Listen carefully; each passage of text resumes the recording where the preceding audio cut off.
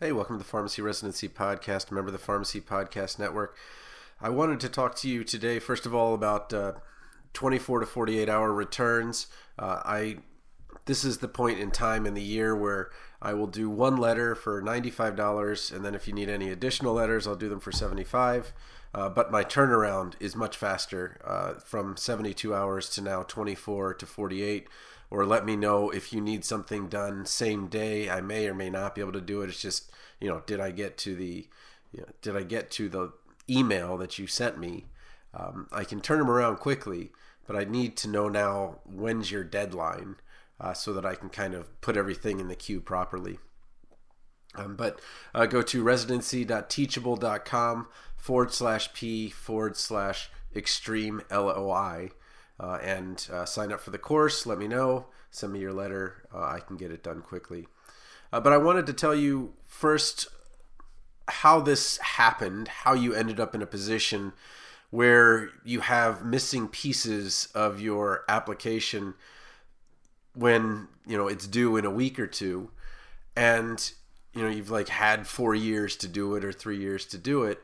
And what I want to do is give you some empathy and kind of explain it. So there's something called the illusion of explanatory depth, and it says most people believe they understand something better than they do until they have to explain it to someone else in detail. And the research about this has to do with kind of microwaves and bicycles. Well, bicycles, I think, was the example. And it's, okay, I need to write a letter, no problem. I'll just have a weekend where I just get these letters done. And then you write the letter and you look at it and you're like, ugh, that's not where I wanted it to be. That's not the level I need it to be, because this year we're going to have an increase in applications because people didn't have to spend as much money on mid-year. There's going to be even more competition, probably more than 8,000 applications for those 8,000 applicants to those 4,000 residency spots, averaging probably between 11 and 12 each. So you're talking over 100,000 residency applications for all these sites. And what happened is that you've written emails and papers and you've written your resume or your CV, but you have to do it at a certain level, and that's what changes everything. Yeah, what you wrote could probably get you a C or in a passing grade, but that's not good enough.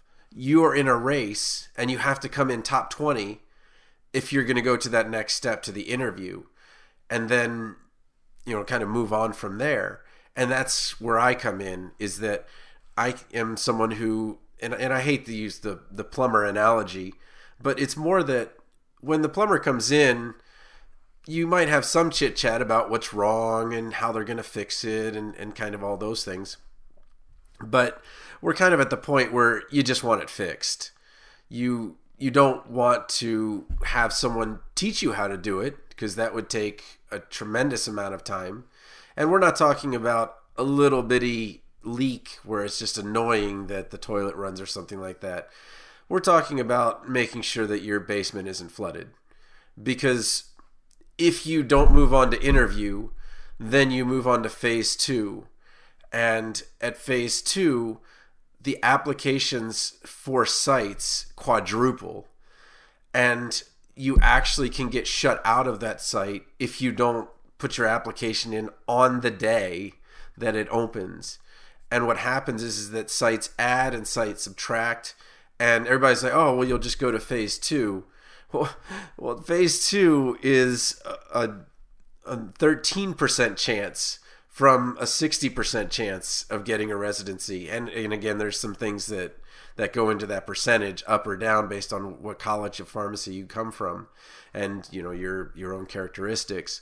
But you have 4 times the number of people applying. You have 1/4 of the chance that you did in phase 1. So you really don't want to go there. But what I also want to talk about is residency application burnout. And maybe I should have put this as a separate episode, but I wanted to make sure to talk about it now. And so let's kind of dive into it. And I want to talk about a Netflix show that I watched called The Queen's Gambit. And I was going to put this up, but all the images are copyrighted and things like that, so I'll just talk about it. But the Queen's Gambit is about this young, I think she was a high schooler when she started entering tournaments. Comes in, and if you watch the preview, she comes in and says, hey, I'd like to be in the tournament. They're like, what's your rating? Because, chess players have ratings. And she's like, I'm not rated or whatever. And they're like, well, if you're not rated, then you go into this tournament. And he's like, well, is there any reason why I can't play with the big boys and go for the big tournament? He's like, no, there's nothing in the rules that says that. It's like, okay, I'm going to go into that. And that's what we're doing here. We're going into residency. Nothing says that you can't go in. But there is certainly a level that's expected as you're going into this. And what happened throughout this, where she had this ability to get herself to a certain place, and she didn't need other people's help. And many of you are right now doing things very alone. And maybe you're lonely, but you're very alone right now. And you're kind of in this situation where you're kind of not able to lean into the people that you usually do, because they may not have the skill set to help you. You might have the parent or relative that's good at checking grammar and things like that, but you probably don't have somebody that can help you as much with the interview, something as specific as the letter of intent, maybe look at your CV and things like that. And through this movie, you see that she's doing things on her own, and then it kind of all goes wrong. And then towards the end of the movie, it's kind of like playing that country music record backwards. You get your dog back, your wife back, your truck back, and all that. And the people that were important to her before start coming back when she needs them the most. And as she kind of goes through this, she gets better and better, and then starts competing on the world stage. And here you are competing on a national stage from being admitted to a very local place, because most people apply to pharmacy school based on geography, and applied only 2 places is the average right now. So here you are. You're expected to be perfect in your APPE and your residency site. You're expected to have a perfect CV, perfect letter of intent. And then outside of that, you're supposed to have perfect time for the relationship that you're in. Maybe you're planning a wedding. My wife and I got married just as she was graduating from pharmacy school. And you may not know where you're going. So here you are trying to plan a wedding in a pandemic, and not knowing if you're going to get a residency or where you're going to go. And one of the kind of best things to do is to make sure you're committing to doing nothing about some things. Okay, so I'll explain kind of how that works, but what I mean is that some things you've got kind of in your head to do later. Well, my recommendation is to write it down and put someday maybe.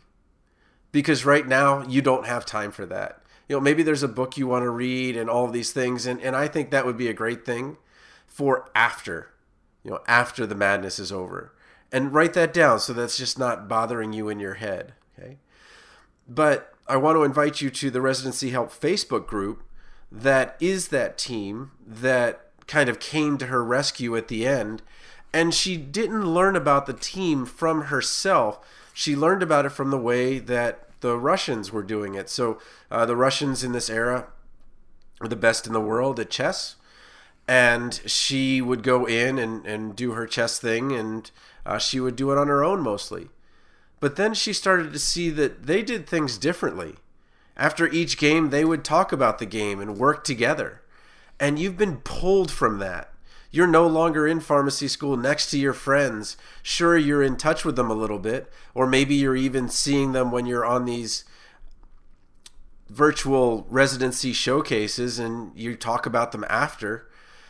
Somebody in there maybe knew the residents by their first name, and you're like, that's weird. And you want someone to talk about with like, should I still be applying here? Looks like they've kind of already made their choice. And those types of things are things that you need to talk about. and strategy and all those things. And you've been pulled from the environment where that would have been easiest. And now you've also got all these other things to do while you're trying to have those meaningful conversations. So the Residency Help Facebook group is someplace that you can go. And let me give you the address.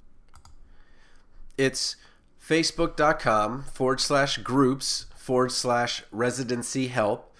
You do need to be admitted, and I've kept it as a private group. It has 338 members, but I just want you to know that probably 9 out of 10 people are getting help from someone else. If you're truly alone in this endeavor, just know that help is out there. Okay? So that's kind of the first thing, is to make sure that now you've built your team as you're moving forward. Yes, maybe doing it alone has gotten you to this point, but now you are on a national stage, and that national stage requires people that can help you. And there are residency preceptors in there, there are former residents in there, people that I've helped, and then there are students like you that want to be part of something. So again, the residencyhelp.com group, it's free to get in. Just go ahead to facebook.com/groups/residency help. Second is paid support. So we have someone clean our house.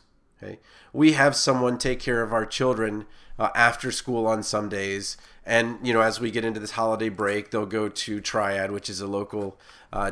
It's where they do their gymnastics. They've done gymnastics since they were 2 or 3, I think, and now they're 9.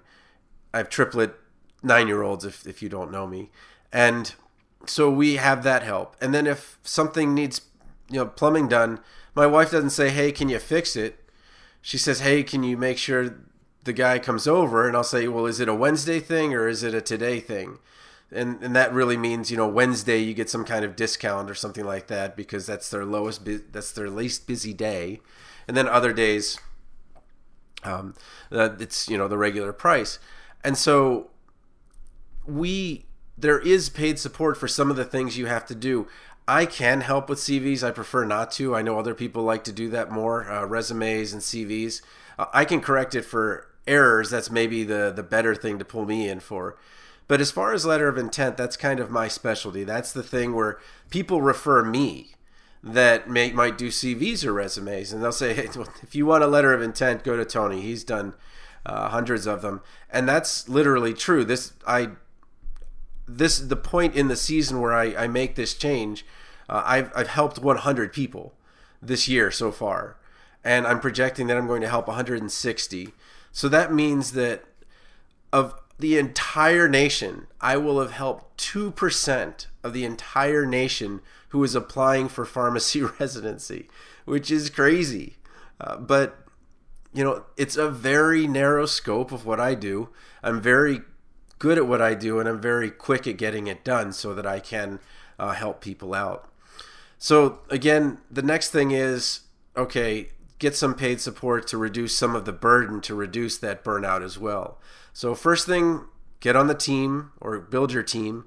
2, get some paid support. And 3, recovery. So as I've been doing these letters, I've actually reactivated an old injury that I had, which is I don't have carpal tunnel syndrome, but I have what's called bicubital tunnel syndrome. And this happened when I used to, before the super electric staplers, we would staple things our own. And then, so you're talking about hundreds of staples a day in a community pharmacy, in addition to the typing and all the other things. And what happened for me is in the cubital spaces in your elbow, I got the same kind of carpal tunnel-y type thing going on. And how do I recover from that? Yeah, some ibuprofen. Yeah, I've got this cool massager. It was like $150. It's like really, really nice, and that helps some. But there's these guys over at the Jordan Creek Mall down in West Des Moines, and you can go in and get a massage for X number of time. And really, the magic number is 20 minutes. The 20 minutes is just enough to release things so that I can kind of get back to where I was. And it's not just at that area. You kind of have to do the neck and the back and then those types of things. But it takes me a while to get there. It takes me a while to get home and all that. And those spaces, being able to, go in there for 20 minutes and get that fixed is really a big deal. So don't underestimate the value of the 20-minute break. I'm also listening to another book where they show tremendous productivity changes with just a 20-minute coffee break. But this coffee break isn't go to get the coffee and bring it back to your desk. This is a true coffee break where you're with other people, talking about what's going on, and finding resources that are going to be able to make things so that you can do them faster and so that you can do them better.